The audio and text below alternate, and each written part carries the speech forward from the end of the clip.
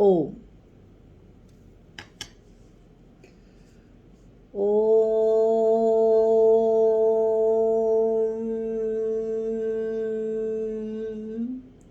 वेदाहमेतं पुरुषमहन्तम् आदित्यवर्णं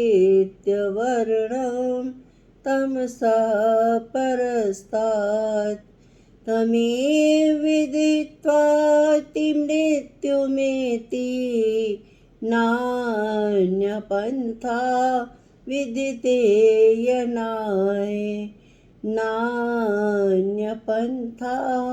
विदिते यनाय।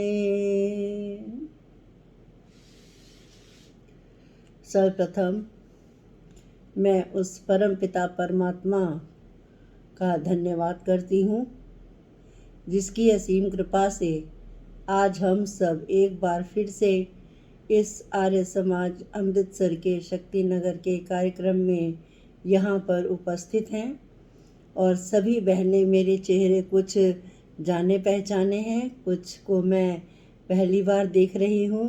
तो सभी को देख करके मैं बहुत प्रसन्न हो रही हूँ। ईश्वर करे हमारी प्रसन्नता जो है वो इसी प्रकार बनी रहे, क्योंकि जो आज का मेरा विषय है श्रावणी पर्व, जैसा कि मुझे रचना वर्मा जी ने बताया कि आप विषय क्या लेंगी, तो एकदम से मेरे मन में विचार आया कि श्रावणी पर्व आजकल चल रहा है, जगह जगह जो है वेदों का गुंजायमान हो रहा है, वेद की बांसुरी बजाई जा रही है। हम सब बहनें जगह जगह पर जाकर के वेद का प्रचार और प्रसार कर रहे हैं, तो क्यों ना आज उसमें मैं भी अपनी थोड़ी सी छोटी सी आहुति प्रदान कर दूं। तो ये मेरे लिए सौभाग्य का विषय है। बहुत बहुत धन्यवाद आप सभी का। जैसा कि हम सब जानते हैं कि आज श्रावणी पर्व हम मनाने के लिए यहाँ पर एकत्रित हुए हैं।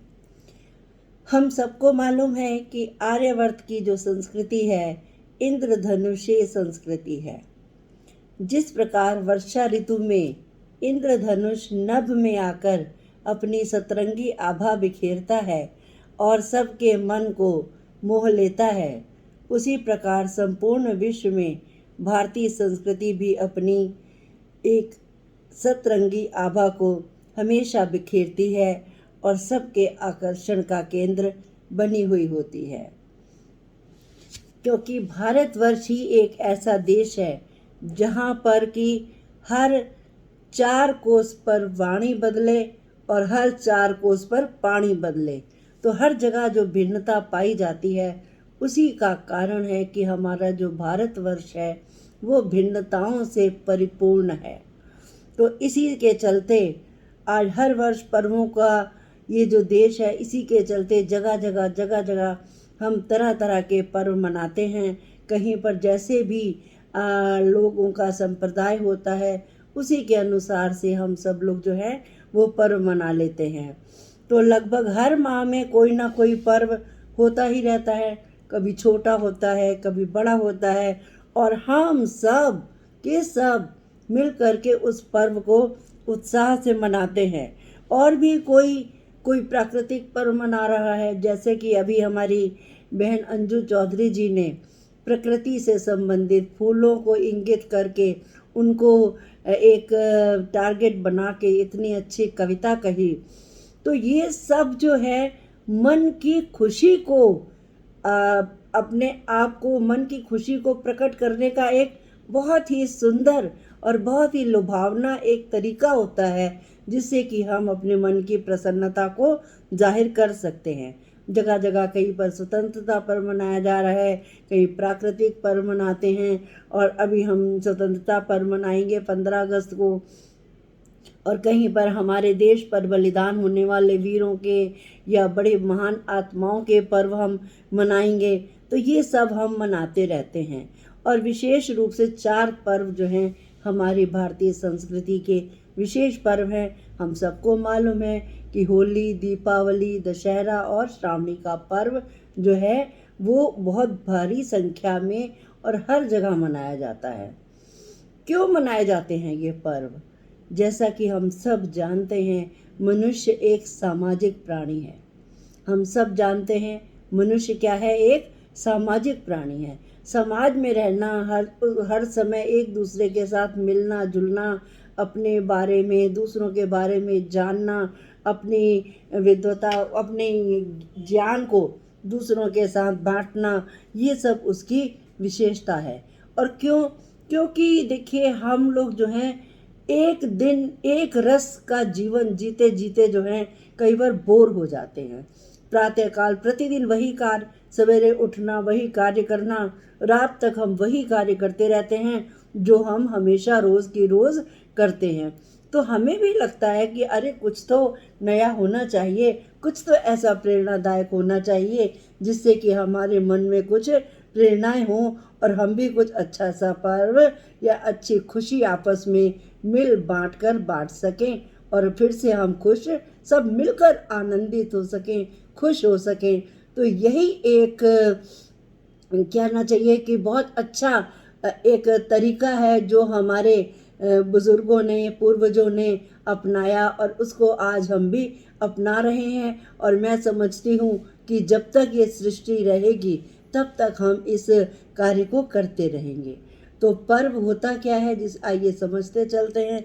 पर्व कहते हैं प्रणाति पूर्यति इति पर्वः। क्या कि जो वो सब चीज़ों को अपने खुशी से भर दे। चारों तरफ का जो माहौल है, चारों तरफ का जो वातावरण है, वो हमेशा खुशियों से भरा रहे, उसको पर्व कहा जाता है। कैसे करता है पर्व, ये हम सब जानते हैं। एक पर्व का मतलब ये भी होता है कि एक दूसरे के साथ देखिए मिलना जुलना और जोड़ना। और ये जो पर्व होते हैं, हम एक भजन भी आदरणीय पथिक जी के द्वारा लिखा हुआ है ना, कि ये पर्व हमारी संस्कृति को और मजबूत बनाया करते हैं। ये पर्व अगर ना हो तो हम एक दूसरे के साथ नहीं अच्छे से जुड़ सकते, और इसी बहाने हम एक दूसरे से मिलते हैं जुलते हैं, एक दूसरे को शुभकामनाएं का आदान प्रदान करते हैं और आते जाते हैं, और अच्छी तरह से हम लोग मिलते जुलते रहते हैं। तो ये जो पर्व कहते किसको हैं, कहते हैं कि ये जो पर्व होते हैं ना, जैसे आपने देखा होगा कि एक बांस होता है ना, बांस में गांठें होती हैं, बांस में गांठें होती हैं, वो उसको मजबूत बनाती हैं। अगर छोटा छोटा करके तोड़ो तो वो झट से टूट जाता है। और गन्ने की भी पर्व होते हैं, गन्ने के भी पौरे होते हैं। ये उंगलियों की पौरों को भी पर्व कहा जाता है। ये जो उंगली होती है ना हमारी, उसमें ये जो लकीरें होती हैं ना, इनको भी पर्व कहा जाता है। छोटे छोटे छोटे छोटे पौरों को मिलकर के हमारी ये उंगलियां बनती हैं, हमारे हाथ बनते हैं।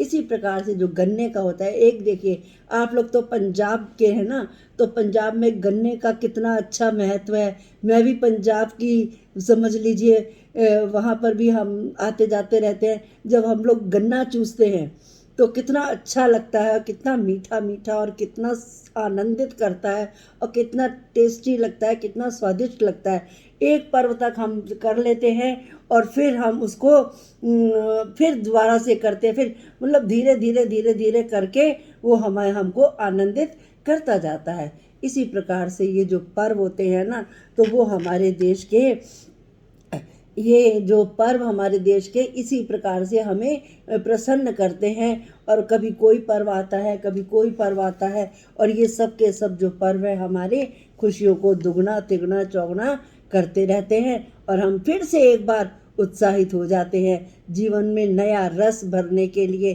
कहते हैं ना कि जब कोई व्यक्ति बीमार हो जाता है ना, तो उसको जब कोई दवा सूट नहीं करती ना, तो एक लाइफ सेविंग ड्रग्स पिलाई जाती हैं, जिसको कि हम क्या कहते हैं, स्टेरॉइड कहा जाता है ना, उनको दे के फिर उसको फिर से नवजीवन प्रदान किया जाता है। मैं तो ये समझती हूँ कि ये जो हमारे पर्व है ना, वो भी कुछ इसी प्रकार से ही होते हैं, जहाँ पर जीवन में थोड़ी सी एक रास्ता मिठास थोड़ी सी कम हुई, और उसमें हमने एक पर्व मना लिया, खुशी का पर्व मना लिया, अपने रिश्तेदारों से मिल लिए, भाई बहनों से मिल लिए, अपने दोस्तों से मिल लिए, और फिर जा कर के जो है हमारा जो मन है वो फिर से एक बार ये आनंदित हो जाता है। तो ये जो पर्व है, श्रावणी का पर्व है, ये इसमें ही क्यों मनाया जाता है, इनको हम लोग चौमासा भी कहते हैं, ये हम सब जानते हैं। चौमासा भी कहा जाता है।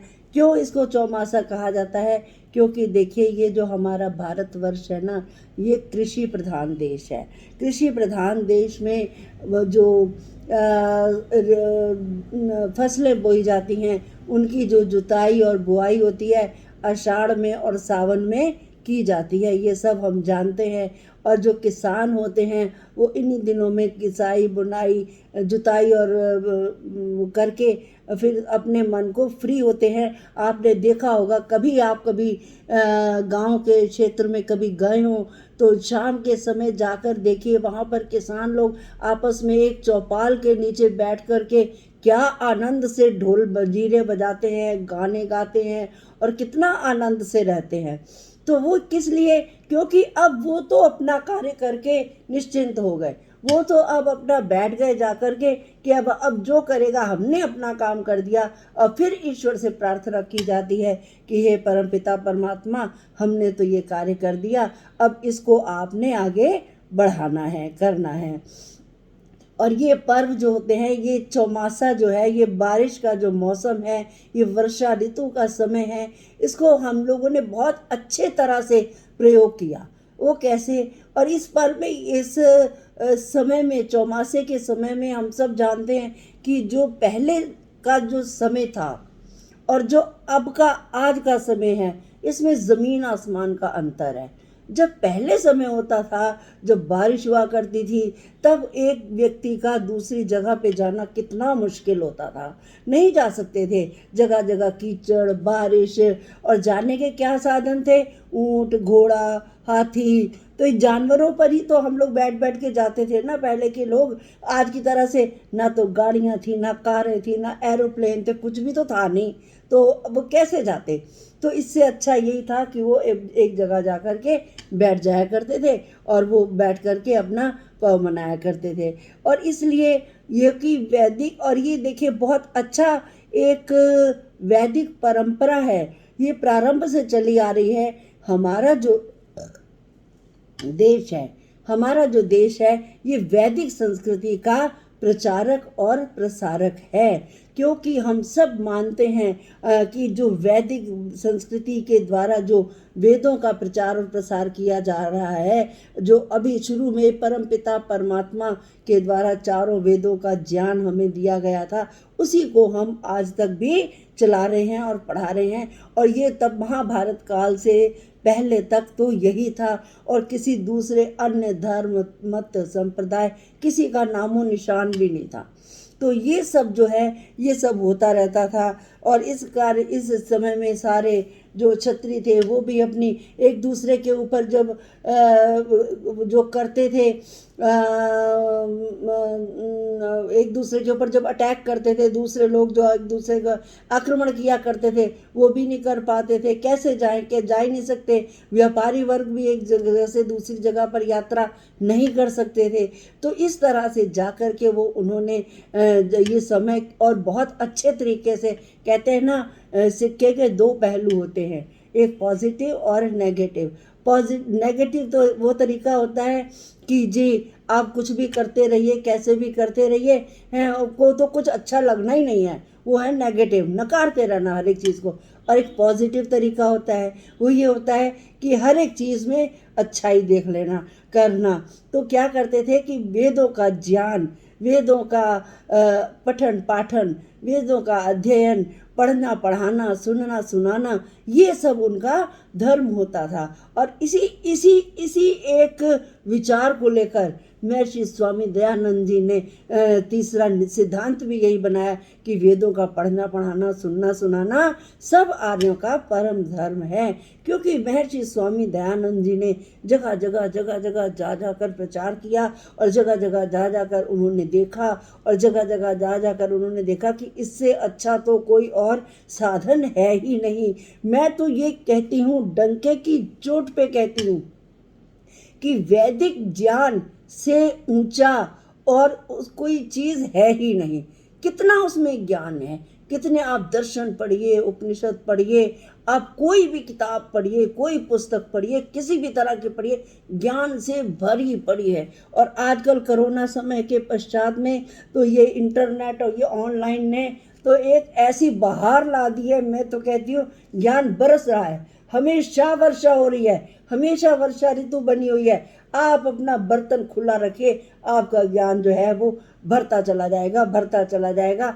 आप इसको नहीं छोड़ सकते, हमेशा जितना जो चाहता है। ये तो अब हमारे ऊपर डिपेंड करता है कि अब हमारी जो डाइजेस्टिव पावर है वो कितनी है। हमने अपनी डाइजेस्टिव पावर को बढ़ाना है। जगह सुबह से लेके 4 बजे से क्लासेस शुरू हो जाती हैं, रात तक चलती रहती हैं। जिसमें आपका इंटरेस्ट है आप लीजिए ना, आप तो खुले बैठे हुए हैं, आपकी मर्जी है, जैसा मर्जी करिए, बहुत अच्छा लगता है। आप अटेंड करिए, क्लासेस अटेंड करिए, बहुत अच्छा लगता है, बहुत ज्ञान मिलता है। मैं कहती हूँ हमने तो कभी सोचा भी नहीं था कि हम इस उम्र में आकर के हम इतना अच्छा वेदों का ज्ञान, इतने अच्छे हम दर्शन पढ़ पाएंगे, इतने अच्छे हम उपनिषद पढ़ पाएंगे। हम कैसे पढ़ते, मतलब ये समझिए कि कोरोना अगर आया है हमारे लिए तो ये अभिशाप तो है ही, बहुत नुकसान हुआ है, लेकिन उससे बहुत हमारे लाभ भी बहुत हुए हैं। जिन्होंने लाभ उठाना चाहा उन्होंने अपनी तिजोरियां भर ली। मैं तो कहती हूँ जिन्होंने लाभ उठाना चाहा उन्होंने अपनी तिजोरियां भर ली, ज्ञान के साथ में अपने पूरे हृदय को भर ही लिया है।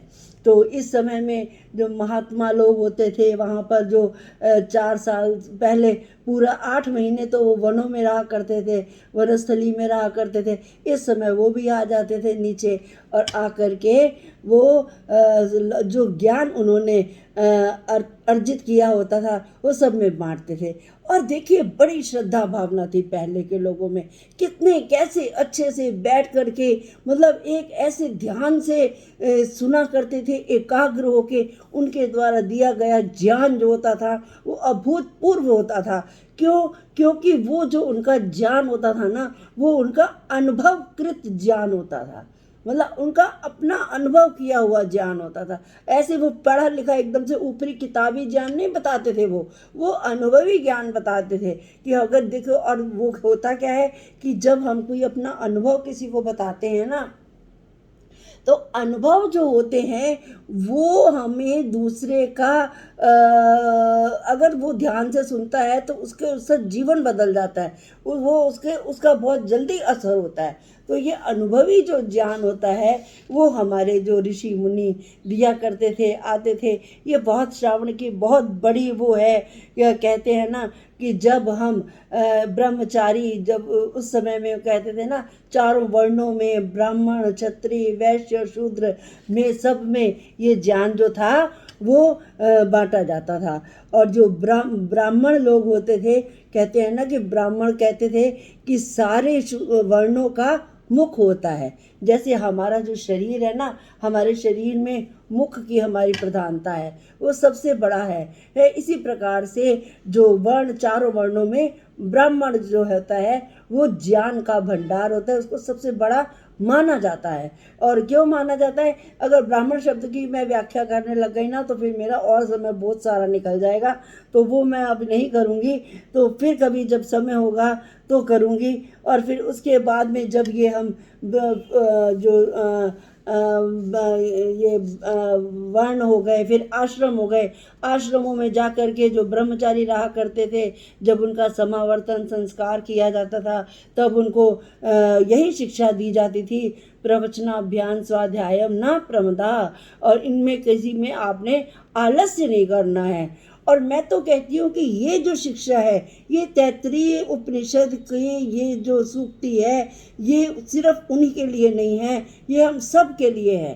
कभी भी आलस नहीं करना चाहिए स्वाध्याय करने में, कभी भी आलस नहीं करना चाहिए हमें अच्छी पुस्तकों का अध्ययन करने में, उसमें कभी आलस नहीं, क्योंकि आलस तो सबसे बड़ा शत्रु होता है। और जैसे जैसे वो स्वाध्याय करता जाएगा वैसे वैसे उसको मतलब और अंदर से ज्ञान जो है वो प्रकट होता जाता है। और जब वो ज्ञान प्रकट होता जाता है उसके अंदर से, तो क्या हो जाता है कि जो मंत्र होते हैं या जो अंदर की जो वाणी है वो उसको उसके समक्ष में अपने आप को ऐसे रख देती है, खोल के ऐसे रख देती है, जिस प्रकार की एक नई नवेली दुल्हन अपने सुहाग रात वाले दिन अपना सर्वस्व अपने पति के अर्पित कर देती है। इतना हमारा मतलब जो वेद ज्ञान है, इतना हमारा डीप है, इतनी हमारी गहराई है। और अगर हम उसको जितना जितना जितना जितना पढ़ते जाएंगे और उतना उतना हम आगे बढ़ते जाएंगे। तो इन सब ज्ञानों को लेकर के ही तो पुरोहित कहा करते थे, वयम राष्ट्रीय जागृयाम पुरोहिता, कि हम जो हैं सब लोग जो हैं वह राष्ट्र के जागरूक पुरोहित हैं। हम राष्ट्र को हमेशा आगे ले जाने वाले हैं। हम राष्ट्र को पीछे नहीं ले जाएंगे, आगे आगे आगे आगे ले जाएंगे। तभी तो हमारा जो राष्ट्र था वो विश्व गुरु कहलाता था, तभी तो कहलाता था ना, ऐसे थोड़ी ना। और इतने सारे राष्ट्र हैं, इतना सारी उनकी संस्कृति है। किसकी संस्कृति इतनी बड़ी है बताइए ज़रा। मुसलमानों को आए हुए भी 1400-1500 साल हुए, और ईसाइयों को आए हुए 2-2,500 साल हुए हैं। कितनी संस्कृति, हमारी संस्कृति कितनी पुरानी है।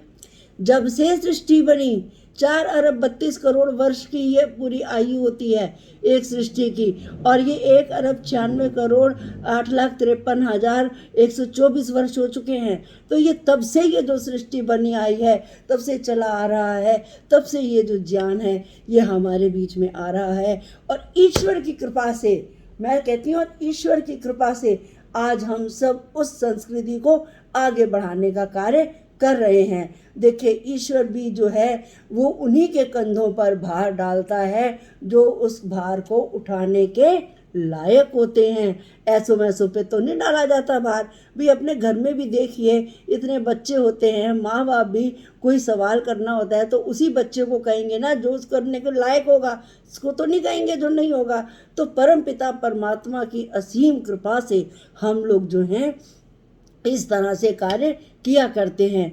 और इसको करते करते क्या कहा, ये जो है हमारा जो काल है, ये जो ज्ञान है, ये ज्ञान हमें कैसे मिलता है और वो कैसे मिलेगा, इसका ये देखिए, ये एक श्रावणी पर्व का, इसको एक, चाहे तो आप इसको एक आशीर्वाद समझ लीजिए, चाहे इसको एक सलाह मान लीजिए, चाहे इसको आप एक अपने जीवन के चरित्र को परिवर्तित करने का एक तरीका समझ लीजिए कि क्या है कि हमें स्वाध्याय करना है। क्योंकि देखिए हमारे नीति ग्रंथ भी तो यही कहते हैं कि ये शाम न विद्या तपो न दानम, ज्ञानम न शीलम गुणो न धर्मा, ते मृत्युलोके भुवि भारभूता मनुष्य रूपेण मृगाश्चरन्ति, कि विद्या के बिना, ज्ञान के बिना हमारा कोई अस्तित्व नहीं है। हम तो ऐसे ही हैं जैसे पृथ्वी पर गधा जो है भार ढोकर चलता रहता है, और हम आएंगे, जीवन जिएंगे, अपना कार्य भार करेंगे, बच्चे पैदा करेंगे।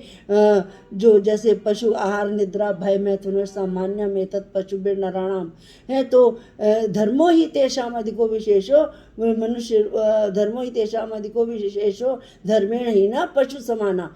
तो ये हम ऐसा काम क्यों करें, तो हमें नहीं करना है ऐसा काम। हमें तो अपने आप को मनुष्य बनाना है, हमें तो अपने आप को मनुष्यता की ओर अग्रसर करना है, हमें तो अपने आप को मनुष्य मानकर, मानव मानकर मनुष्य बनना है। हम अपने आप को कोई पशु कहलाना पसंद करते हैं?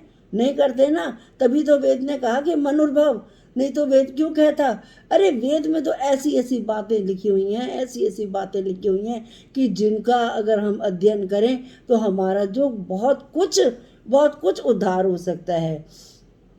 तो ये जो पर्व है, जो श्रावणी का पर्व है, इसमें बहुत कुछ होता है। यज्ञोपवीत के ऊपर भी बोला जा सकता है, रक्षाबंधन के ऊपर भी बोला जा सकता है, लेकिन समय की बड़ी सीमा है तो मैं थोड़ी सी बात और करूँगी अपने, कि जो हमें ये मेरे हिसाब से जो मैं चिंतन करती हूँ, जो मुझे लगता है, वो ये लगता है कि इस श्रावणी के पर्व में स्वाध्याय का बहुत महत्व है। स्वाध्याय का इतना अधिक महत्व देने का यही कारण है कि जिस प्रकार शरीर की स्थिति व उन्नति अन्न से होती है, जिस प्रकार एक बच्चे का शरीर छोटा सा होता है, अन्न खा खा के वो इतना बड़ा हो जाता है, उसी प्रकार सारे शरीर के राजा मन की भी जो उत्कर्ष और शिक्षण होता है वो स्वाध्याय से होता है। हमारे शरीर का राजा कौन है? मन। जितना जितना हम स्वाध्याय करेंगे उतना उतना मन हमारा स्वस्थ होगा और उतना उतना हम आगे और बढ़ सकेंगे। और जिस प्रकार मानसिक उन्नति के बिना आत्मिक उन्नति भी संभव नहीं हो सकती। इसलिए स्वाध्याय जो है आत्मिक उन्नति का प्रधान साधन है। मानसिक उन्नति के बिना और आत्मिक उन्नति के बिना तो केवल शरीर उन्नति मनुष्य को मनुष्यता से गिराकर पशुत्व की ओर ले जाता है। अगर देखिए हम स्वाध्याय नहीं करेंगे तो हम अच्छे बुरे का, सही गलत का अर्थ नहीं समझ पाएंगे, हम डिफ्रेंशिएट नहीं कर पाएंगे।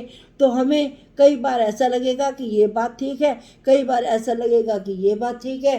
क्या होगा कि जब हम उचित निर्णय नहीं ले पाएंगे तो कई बार ऐसा होता है कि हम गलत निर्णय ले लेते हैं और हम अच्छी बात की ओर ना जा कर के हम बुरी बात की ओर चले जाते हैं। इसलिए स्वाध्याय जो है मनुष्य के लिए अन्न आहार के समान होता है, मान और आवश्यक और इसलिए स्वाध्याय अनिवार्य है। स्वाध्याय के साथ तत्व से, ध्यान दीजिएगा शब्दों पर, स्वाध्याय के साथ तत्व से हमारा जो मानस मुकुर है वो दर्पण जैसा स्वच्छ और पारदर्शी बन जाता है, जिसमें कि परम पुरुष अनादि पुरुष के हमें साक्षात दर्शन होने लग जाते हैं।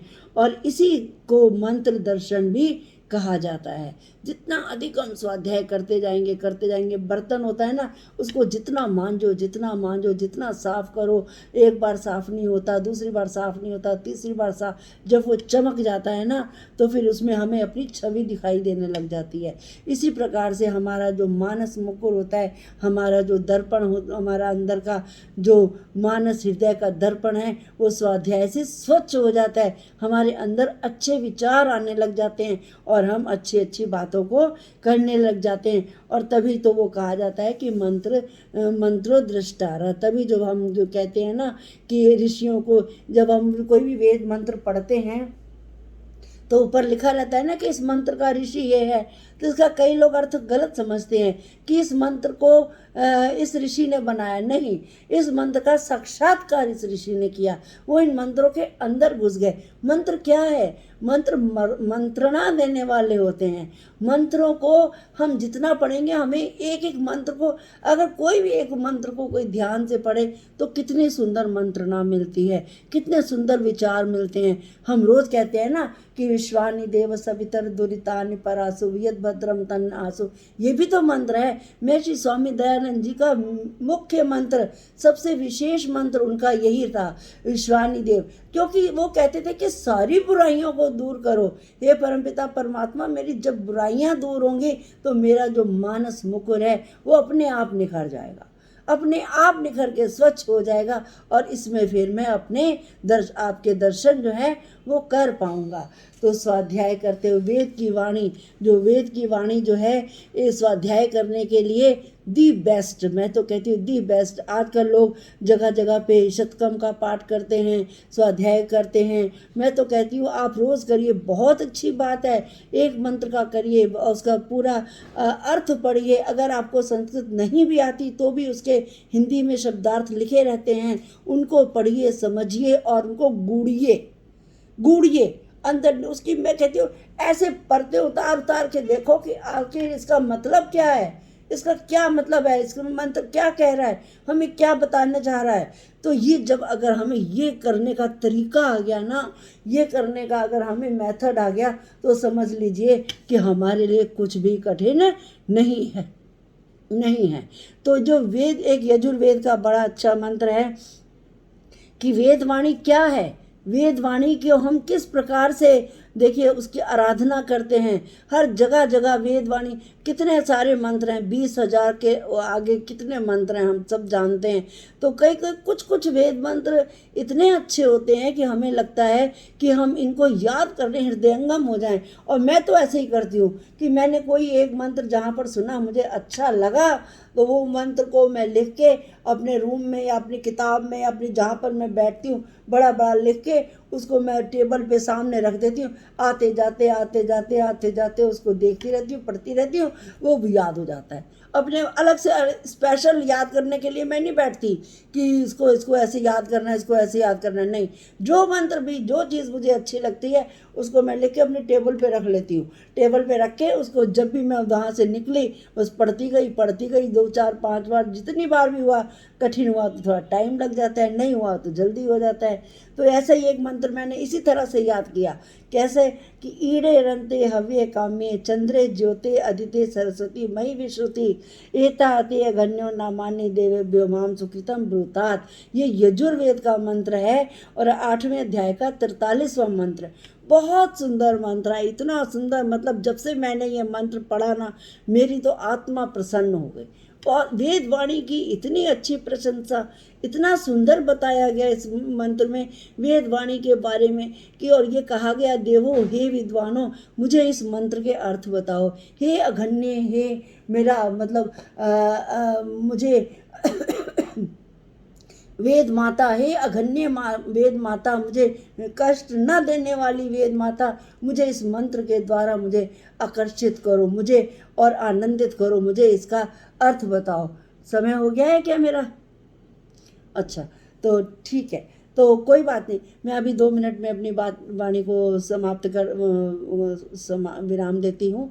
तो ये जो वेद मंत्र है इतना सुंदर मंत्र है। मैंने तो सोचा था मैं इस मंत्र की भी व्याख्या करूँगी, मतलब कभी फिर समय मिलेगा तो इस वेद मंत्र की मैं व्याख्या करूँगी। इतनी रमणीय व्याख्या है, इतनी सुंदर व्याख्या है कि आप मतलब अगर इसको याद देखिएगा, यजुर्वेद में 8वें अध्याय के ये 43वां मंत्र है, बहुत सुंदर मंत्र है। और जब तक हम इसको करेंगे पढ़ेंगे, मैं कहती हूँ इतने सुंदर सुंदर मंत्र हैं कि बस मुझे तो इतना अच्छा लगता है। वो कहती चलो और मंत्र, स्वस्ति वाचन के ही मंत्र ले लीजिए, आप शांति ग्रहण के मंत्र ले लीजिए, प्रातः जागरण के मंत्र ले लीजिए, अरे कोई एक मंत्र ले लीजिए, उसके अंदर घुस जाइए। सिर्फ अंदर घुसने की देर है, उसका ताला चाबी आपके पास है, वहाँ ताला लगा हुआ है, उसको खोलना है और उसके बिल्कुल उसके दर्शन आपको हो जाने हैं। बिल्कुल उसी प्रकार से अगर अंधियारा है, जब सूरज निकलता है तो सारी जो चीज़ें हैं वो प्रकट हो जाती हैं। आंखें वैसे तो हमारी ये चर्म चक्षु जो है ना बिना सूरज के लाइट के नहीं देख सकते, क्योंकि अंधियारा चीज़ें तो तब भी होती हैं, अभी भी होती हैं, वैसे भी होती हैं, बिना सूरज की लाइट के हमें नहीं दिखाई देती हैं। तो जैसे सूरज उगता है तो हमें वो सारी चीज़ें जो हैं वो दिखाई देने लग जाती। इसी प्रकार से वेद मंत्र जो बैठे हैं, ये बैठे हुए हैं, लिखे हुए हैं पूरे, हमें तो सिर्फ अपने ज्ञान चक्षु खोलने की आवश्यकता है। तो ये जो पर्व है ये हमारे लिए बहुत एक प्रेरणा का दायक पर्व है और प्रेरणा देने वाला पर्व है और बहुत अच्छे से मनाया जाने वाला पर्व है। सब समाजों में मनाया जाता है, घर घर मनाया जाता है। तो आइए हम भी आज प्रण करें कि एक वेद मंत्र की ज़रूर हम व्याख्या पढ़ें।